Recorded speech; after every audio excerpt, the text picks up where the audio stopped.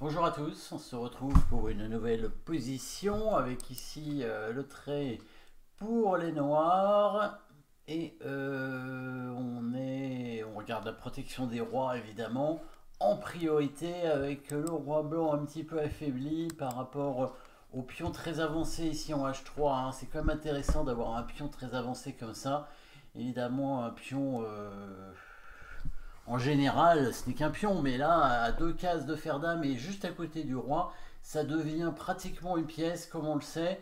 Donc, objectivement, ce pion peut être très intéressant. Par exemple, une menace de mat avec la dame en G2 ici, hein, puisqu'il y a encore les dames sur l'échiquier.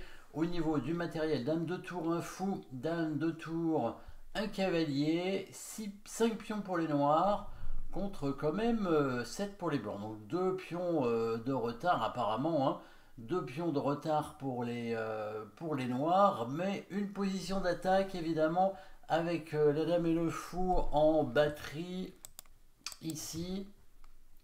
Comment arriver sur la case en G2 avec la dame? En fait, c'est probablement le thème ici, hein, le problème des noirs, comment arriver à amener cette dame en attaque pour venir créer des menaces de mat sur le roi. A priori, ça devrait pas être compliqué, hein, si vous réfléchissez bien, évidemment. Toujours possible une déviation, une destruction de la défense, par exemple, très simple, voire une interception, tout simplement. C'est ce qui va arriver dans cette position après les coups forcés. Donc fou F3 échec est possible, puisque en fait le fou est imprenable, hein, étant donné que la tour est attaquée en B1. Mais le roi va bouger tout simplement en G1 ici, et on n'aurait pas forcément de suite immédiate, puisque la case d'échec est contrôlée quand même par le cavalier, hein, même si le cavalier est quand même au bord de l'échiquier et pas très intéressant.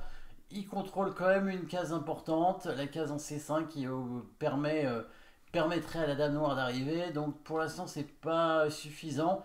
Donc le but c'est vraiment d'amener la dame en G2, il n'y a pas de souci. Donc il faudrait en fait bouger le fou G4 pour laisser le passage à la dame, hein, déviation, un dégagement d'espace plutôt, hein, un dégagement d'espace de la dame noire pour qu'elle puisse arriver par ici. Donc pour faire ce dégagement d'espace, on va simplement échanger les tours dans un premier temps pour forcer la tour blanche évidemment à partir de la colonne. Et ensuite, on va arriver à faire une interception assez simple. C'est pas très compliqué, mais encore faut-il le voir, hein. Et évidemment, les noirs sont un peu obligés de le trouver, cette solution, étant donné qu'ils ont quand même deux pions de retard dans cette position. Donc je suppose qu'ils avaient prévu ce qui allait se passer, évidemment. On ne connaît pas, évidemment, la partie en entier.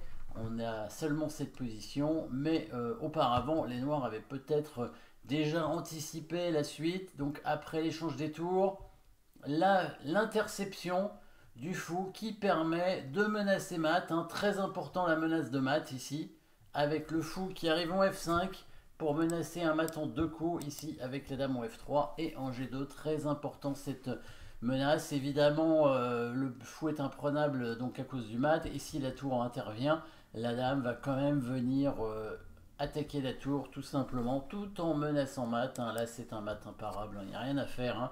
Les pièces blanches sont trop éloignées, le cavalier est au bord de l'échiquier, la dame est bloquée grâce à ce fou en F5 qui permet cette interception. En fait, il n'y a pas de coup vraiment, hein, pour les blancs ici. Les blancs n'ont pas de contre-attaque. Le roi noir est bien protégé, le cavalier, donc comme on a dit, à l'opposé. Le seul coup de défense c'est ça, mais après dame 2, on menace mat en G2 et il n'y a plus rien à faire, hein, puisque si la tour vient en G1 pour protéger, bah, la dame du coup vient en F3 comme prévu, hein, et c'est mat au coup suivant. Il n'y a pas de coup. Si le roi vient en G1 pour éviter l'échec, bah, la dame viendrait simplement en F3 ou en E2 comme elle veut, hein, et au prochain coup c'est mat en G2, hein. La dame blanche peut faire un dernier échec et après quand le roi va prendre la dame, c'est terminé, il n'y a plus d'échec derrière, et après on va mater tout simplement. Donc un coup simple, hein, ici avec l'échange des tours, hein, qui est quand même un coup forcé, hein. prise de la tour, forçant la tour blanche à prendre. Et c'est très important pour dévier la tour blanche de la défense. Et après, la petite interception. Donc petite combinaison assez simple, mais encore faut-il le voir hein, dans la partie, évidemment. Hein, ça c'est important. On joue aussi sur les pièces blanches qui sont un peu mal placées, hein, un peu désorganisées dans cette position. Un manque d'harmonie hein, dans la position, hein, avec la dame bloquée par le fou, le cavalier au bord de l'échiquier, puis la tour qui a été obligée de partir pour reprendre la tour, tout simplement. Le roi blanc est trop faible. Tout ça grâce au pion en H3, très important. Hein. Dès qu'un pion devient pratiquement l'équivalent d'une pièce, évidemment, ça nous permet de prendre un avantage conséquent dans une position. Voilà, merci d'avoir suivi cette position. N'oubliez pas de vous abonner et à très bientôt.